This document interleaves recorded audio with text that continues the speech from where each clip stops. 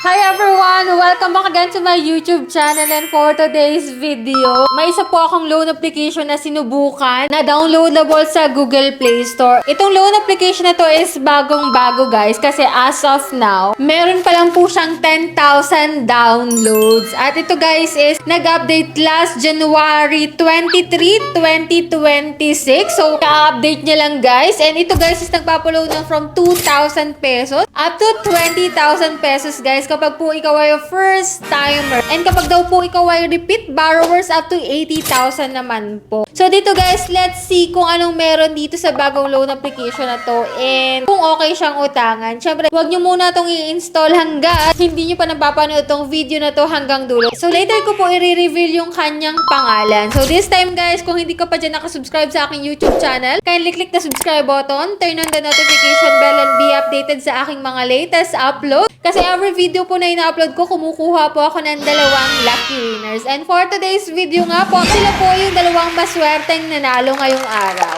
Ayan, kung hindi ka pa dyan nanalo at gusto mong sumali, o kaya naman ay nanalo ka na, pwede pa rin po. Basta huwag niyong kalimutang i-like tong video na to, mag-iwan ng comment dyan sa comment section, at please share para may entry na rin kayo sa aking pa-monthly cellphone giveaway. And so much for that guys. Syempre kung naghahanap kayo ng mautangan dyan online, at ito nga may mga bago na namang naglalabas, huwag muna basta-basta mag-a-apply hanggat wala pa kayong idea kung magkano yung mauutang, kung ano-ano yung interest na ibabawas, at kung gusto mo namang malaman kung anong loan app yung in-applyan ko. So, keep on watching.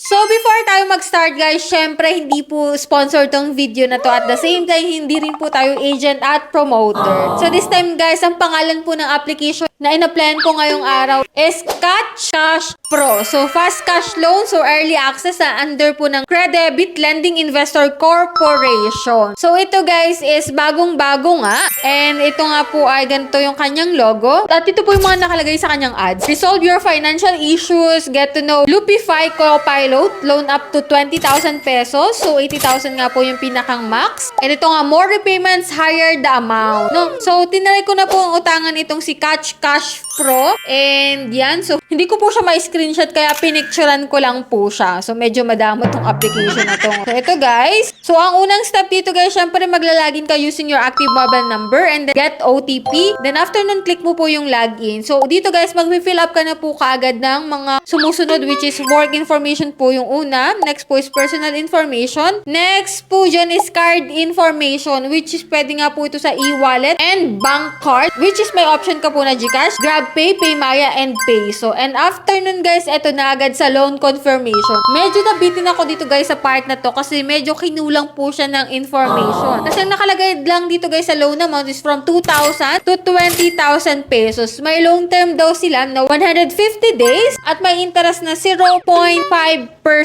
So, ang repayment amount daw is estimated 2,010 pesos to 20,100 pesos. So, yan guys, medyo kulang talaga yung loan details dito kay Catch Cash Pro. So, let's see na lang talaga kung ma-approve tayo dito. So, i-click ko po yung submit. And yan, review your information. So, yan, nagre-review na po siya. And then, bumalik po siya sa home page niya, which is yan, 2,000 to 20,000 nga po yung offer dito. 91 to 365 days daw yung loan duration. Anyway, hindi natin sure talaga. Hintayin lang natin ma-approve tayo. Dun pa lang natin makikita talaga kung ano yung loan details niya. Kasi medyo hindi transparent yung loan application na to, no? So, meron lang siyang estimated loan amount na pwede nating bayaran. So, hindi rin pinakita yung service fee, kung ano-ano yung ibabawas at magkano na lang yung ating mare-receive. So, kulang talaga yung information. Kaya for those na na-approve na dyan at nakautang na dito kay Catch Cash Pro, nako, i-share nyo po yung experience nyo dyan sa comment section para makatulong pa at dagdag information din sa mga bagong borrower at gusto ring mag-try dito kay Catch Cash Pro. Pero guys, as of now, hindi ko pa po siya nare-recommend sa inyo hanggat hindi ko pa talaga hanggat hindi ko pa nakikita yung result ng application ko. Which is eto nga, nung binalikan ko siya, request rejection. So, your application has been rejected. Please try again after the countdown ends. So, meron ditong 137 hours pa bago ulit ako mag-try dito kay Catch Cash Pro. So, as of now, hindi natin nasilip, no? Kasi kulang na kulang talaga yung loan details niya, no? So, need mo munang ma-approve bago mo siguro makita yung kabuuan doon. Anyways, yan lang po yung vlog natin for today. And ako talaga yung nakukulangan.